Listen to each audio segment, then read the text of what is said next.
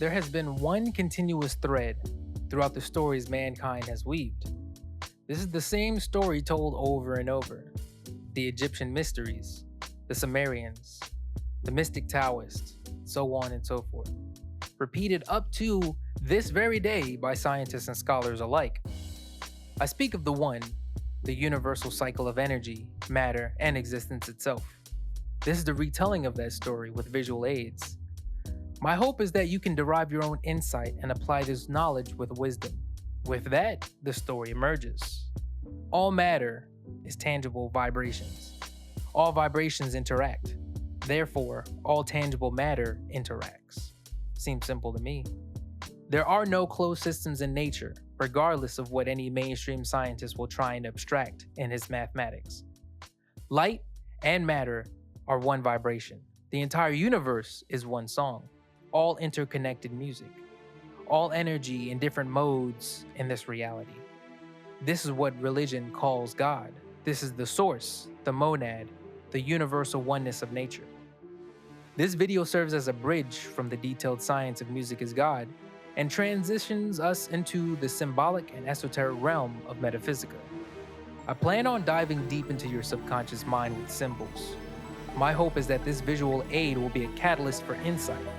We will begin to unravel the lotus and discuss the...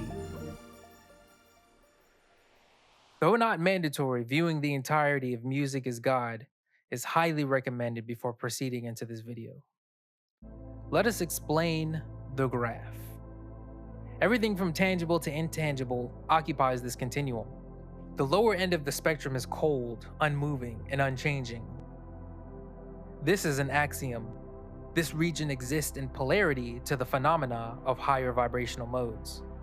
0 Hertz representing the formlessness or unbounded potential, the wholeness in which all springs forth, true rest.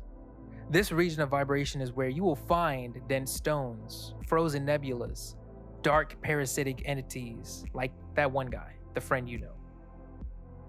Increasing in energy along the spectrum from left to right, you will find the top bar is sonic frequencies, the center bar is matter wave frequencies, and the bottom bar is electromagnetic radiation, aka light. Earth is kind of thick, but very gassy. Holding down the back end is the bass. Sonics in this range are mainly felt and not heard until about 20 Hertz. The audio range ends at 20 kilohertz. Vibrations above the audible hearing range are called ultrasonics, not to be confused with supersonics or supersonics. These vibrations travel through the gassy sky, passing vibration through the air for us to hear. Larmor frequencies. Then there are Larmor frequencies, which is the rotation of a particle in a magnetic field. This is like the Earth spinning in the wake of solar winds.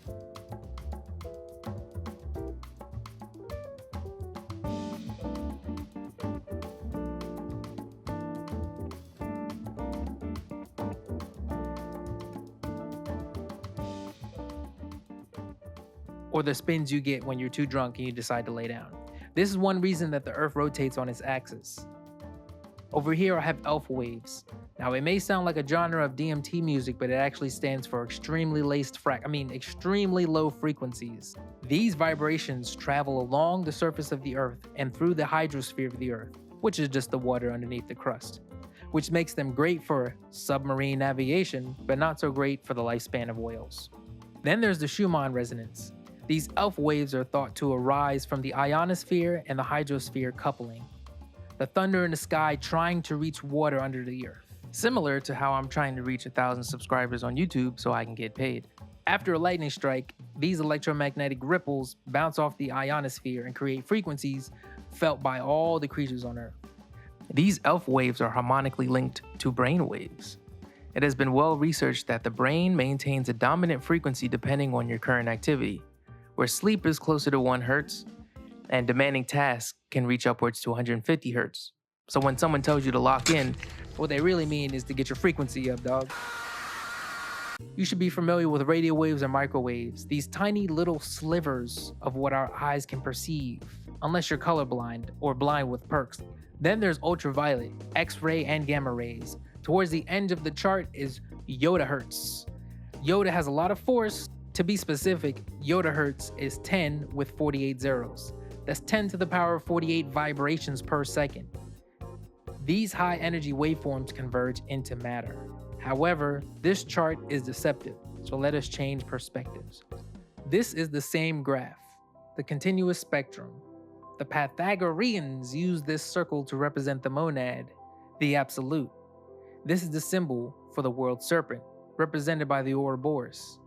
This is the symbol in mathematics as seen as 0, the symbol used by mathematicians to represent initial position in which values can be placed, or the value of my bank account. This is also seen in Zen Enso, representing void or universe.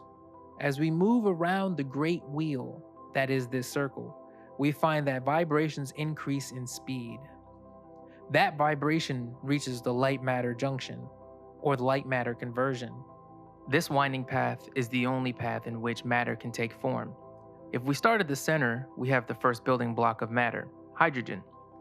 As hydrogen harmonically couples with the alpha particles, we find greater vibrations are created. These elements increase in energy as molecules travel up the spiral. These elements are stable frequencies or unstable frequencies. However, all matter radiates vibrations. This is what temperature is. These elements decay or experience external forces resulting in fractionation. In addition, no element is in isolation, so external forces will break down all matter regardless of its atomic stability. This radiation in the form of stable, unstable, and mixed molecules leads to the plasmification of matter. Eventually, all matter becomes ionized and sent through the atmosphere. At that point, it interacts with the sun. The sun absorbs and redirects electromagnetic vibrations in the form of galactic Birkeland currents and solar winds, increasing and decreasing cosmic vibrations. As light in the form of plasma travels the universe, it interacts with other modalities of light. Magnetogravity forces merge this light into dense geometries, where vibrational energy is further increased and converged back into matter. And for those who are still a little confused, a simple example of light matter would be heat. Everything has a temperature, and the heat radiating off of all matter is light in the form of infrared vibration. The key takeaway is, particles such as atoms, electrons, and elements have been used as models to represent reality, but these models are falsehoods. The matter we call base elements are compounds of one element. That element is the particle known as hydrogen, and hydrogen is high capacitance light. Two particles are helium, and so on. We have observed light converted into hydrogen via laser-to-laser collision. This is seen in the laboratory and detailed in papers such as these. Additionally, vibratory light-matter convergence has been seen in space via gamma-ray bursts, astral jets like supernovae and pulsars, and active galactic nuclei, aka black holes. But let us return to the wheel.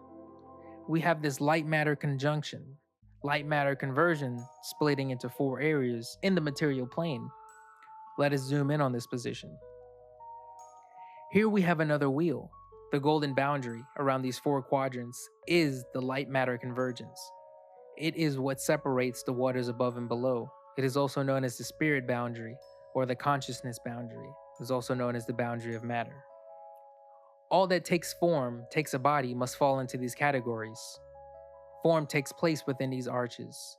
These are the 4 elements understood intuitively by those who live in this realm. That would be us. Fire, hot, water, wet, earth, dry, and food, good. Each element has its own vibrational nature. These vibrational natures are due to the celestial vibrations of the planets in our solar system, as well as the sun, the moon, and all other matter in the surrounding universe. The stars are the highest vibrational entities represented by the fire quadrant. Planets and comets are stable and dense vibrational energies represented by the earth quadrant. Gas and plasma are high energy vibrations represented by the air quadrant. Lastly, water is the foundational vibration representing itself as hydrogen. Hydrogen, helium, and oxygen are the most abundant elements in the universe. Therefore, water is the foundation of our reality. All of these elements are vibrational in nature. Vibrational natures that reside in the universe as well as within you, physically, emotionally, spiritually, and mentally. We can even overlay the stars on this wheel, where you can see your zodiacs. The connection to the stars, cosmologically, astronomically, and sympathetic resonance are all too deep to explain and cover in this video. But understand that this is all based on the relationships between geometry and vibrations, harmonic resonances. However, in terms of vibration and geometry, within these four arches, formless waves converge into form. Forms emerge due to the interaction of vibratory light. So in this case, we've got 4 bubbles, and you can see them meeting at a point, but put a shape in the middle. We don't get a spherical bubble. We get, in fact, a little tetrahedron. With 4 faces, they're not exactly flat, they're parts of spheres. But each time the bubbles are trying to find the most efficient shape for the arrangement of bubbles. So now we've got 6 bubbles, we've got a little cube appearing in the middle. This is nature's laws at work. The universe is always trying to find the most efficient solution it can. Wow, that's a dodecahedron. That's fantastic. And they're almost perfect pentagons, aren't they? That's really surprising. They're not bulging really very much at all. That's right. That's right. So 12 bubbles around make 12 faces, and the most economical shape that they can make, the lowest energy, is the dodecahedron in the middle. Yeah. And we will continue to delve into all these connections as we further Metaphysica. This is a surface level overview of the vibrational spectrum of reality. You now have assets that you can use to study the universe. For some, this is another step in the journey of your wisdom. For others, this is the first step. No matter where you are on your path, I highly recommend you subscribe. I organize and produce these literary and visual works to share the wisdom that is hidden inside us all. Again, if you're more analytical or need scientific concepts, please watch the Music is God series. It has all the empirical data that you need. Until we meet again, Lux Ether.